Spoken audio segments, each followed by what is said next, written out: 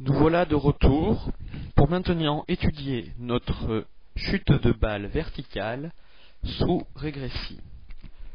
Donc tout à l'heure nous avons numérisé notre vidéo à l'aide de Regavi et donc nous avons basculé les données sous régressie. Donc nous voilà sous régressie. Donc nous avons deux axes, X et Y, bien sûr. Donc on peut voir que notre pointage n'est pas parfait car normalement une chute libre devrait être une droite. Bon, on va essayer de traiter avec ces données. Voilà. Donc tout d'abord on nous demande d'afficher dans le TP la courbe X en fonction du temps. Donc pour modifier ceci, nous allons utiliser le bouton axe avec le petit x et le petit y. Donc voilà, on clique sur le bouton axe. Et donc nous voulons donc x en fonction de t, c'est-à-dire t en abscisse et x en ordonnée. Voilà, x en fonction de t. Voilà. Donc on fait OK.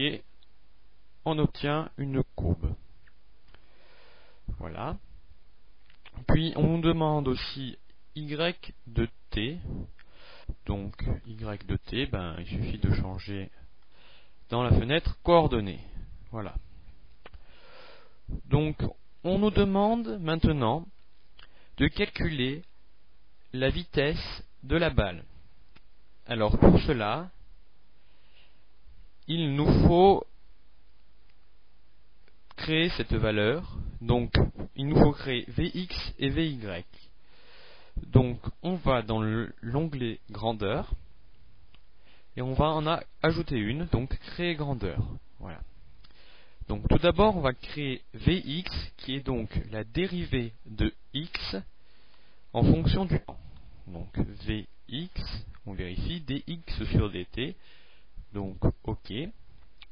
On va faire de même pour Vy, donc on choisit dérivée, Vy.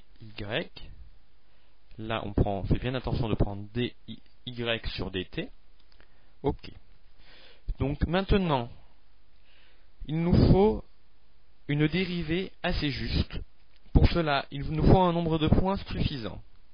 Donc nous allons dans Options, Calcul, et on regarde le nombre de points utilisés pour le calcul de la dérivée. Il nous en faut au minimum 7. Donc nous allons prendre 9.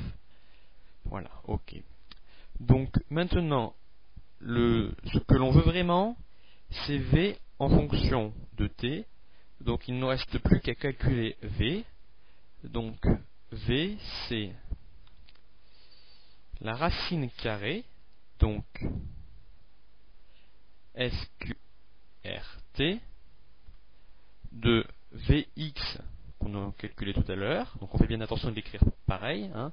Vx, donc Vx au carré, plus Vy au carré. Alors vous voyez, on peut écrire au carré de deux façons différentes, soit en utilisant le bouton carré, soit en utilisant le bouton puissance.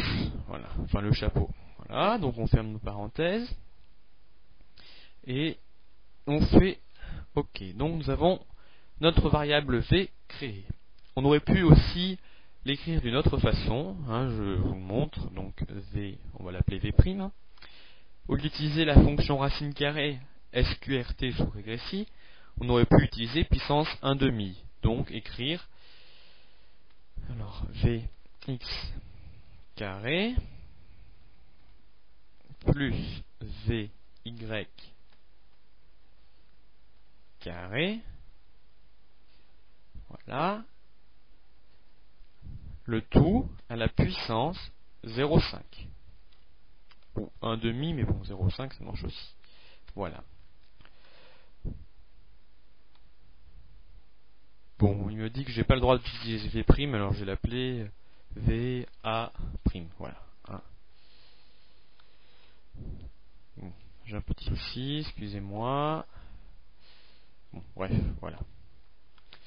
Donc, nous allons dans notre tableau de variables. Donc, nous avons x, enfin t, x, y, vx, vy et v.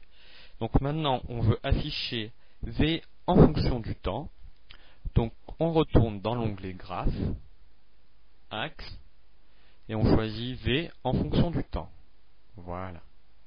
Donc on obtient une droite. Donc on nous demande de modéliser. Donc comment modéliser? On va utiliser la barre modélisation, hein, c'est nouveau sur Regressi, avant c'était un bouton, maintenant c'est une barre. Donc on clique sur modélisation. Donc pour modéliser, le logiciel a besoin d'un modèle à appliquer. Donc pour cela, on va choisir le modèle à l'aide du bouton modélisation graphique. Et donc là, ça ressemble fortement à une courbe linéaire, donc nous allons choisir linéaire. De toute façon, si ce n'est pas ça, on aura un message d'erreur. Voilà. Donc, on a modélisé. Donc, une chose à faire, par exemple, si on ne veut pas tous les points, on utilise cette fonction qui permet de restreindre le nombre de points. Voilà. Donc, on va laisser tous nos points. Voilà. Et donc, une chose à faire toujours, c'est d'appuyer sur le bouton ajuster. Voilà. Et donc, on obtient l'expression du modèle avec la valeur. Et un écart entre notre expérience et le modèle. En effet, on voit bien que la droite ne passe pas tout à fait, même presque pas du tout sur nos points. Donc nous avons un écart de 5% qui est quand même assez important. Mais bon. Mais ce qu'on voit et qu'il est important, c'est que nous avons une valeur de 9,82 et que la valeur recherchée est de 9,81. Donc nous sommes quand même assez proches. Voilà. Donc c'est la fin de cette vidéo sur l'utilisation de Regressi pour un TP avec une vidéo Regavi. Je vous remercie de m'avoir regardé et à bientôt, j'espère.